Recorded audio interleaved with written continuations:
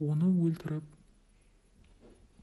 Никке баруды ұйымдастырады және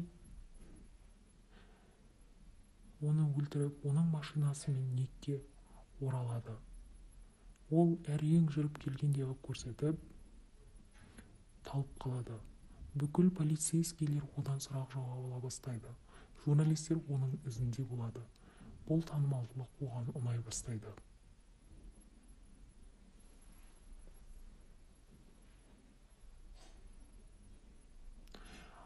Одан кейін Эми сұхбаттасу кешін ұйымдастырады. Журналистердің ортасында болу оған ұнап қалады.